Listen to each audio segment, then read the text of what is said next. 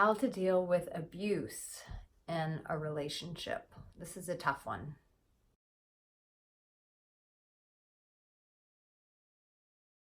Well, hello and welcome. My name is Arica Angelo.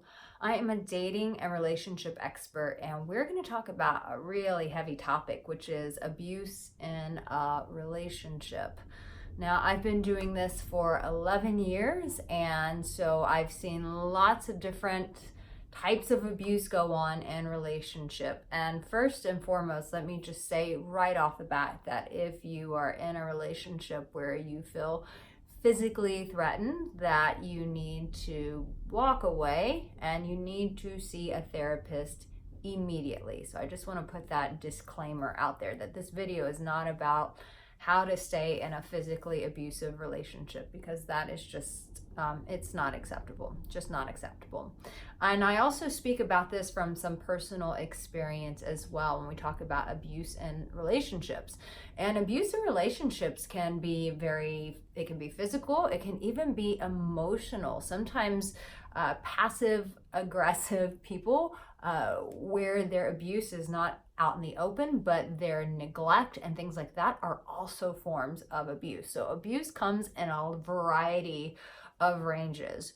So when it comes to relationships and when there's abuse, listen, first and foremost, there's abuse, and then there's just also broken people who are just screwing things up. And so the first thing I want to encourage you with is, if you're in a relationship and there is a consistent theme of you guys abusing one another, or one person's being abused, if both of you are abusing one another, chances are you might need a timeout.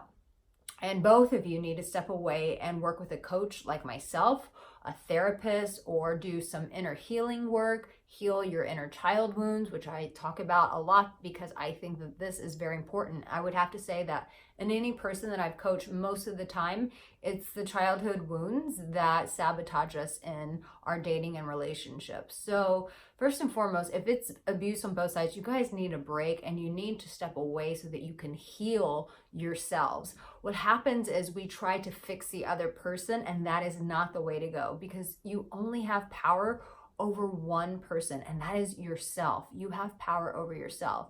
The next thing I want to encourage you with is not just stepping away so that you both can get healing, but also some boundaries. Let's be practical. There are some relationships where you cannot just walk away. It's just not practical to do that. And in that situation, I highly encourage you to start implementing boundaries. And I've done videos on boundaries, and I am a big advocate of boundaries. I think that boundaries are huge. And basically it looks like this: if you're going to continue this behavior, these are the consequences. These are the things that I need to do. So if the person, let's say, is verbally abusing you, which I wouldn't take that if I were you, but if you're in that situation and they're verbally abusing you, then you need to say, listen, if you choose to talk to me this way, then just consider this conversation over. Like this. We're done. We're not having this conversation. Until you can figure out a way to talk to me in a respectable manner, we are not having this conversation. That is a boundary that you have to put in place. But if you are an enabler and you sit there and allow them to verbally abuse you, hoping that you guys come to a resolution, then you, my dear, are setting yourself up for failure. The minute that someone starts verbally abusing you, you have the power to change that situation. And when they are in that state of being verbally abusive, good luck finding resolution, because you're not going to do it. This person is coming from a place of pain. They're coming from their wounded self. Nothing is going to get accomplished in this moment. So the best thing that you can do is walk away and both of you breathe and come back to one another. The other thing is this: in relationships, when there's abuse, you both have to sit down and go, what are we trying to accomplish in this relationship? Because if we're just here to inflict pain on one another, then we need to walk away, because this is not love and this is not how either of us want to do life.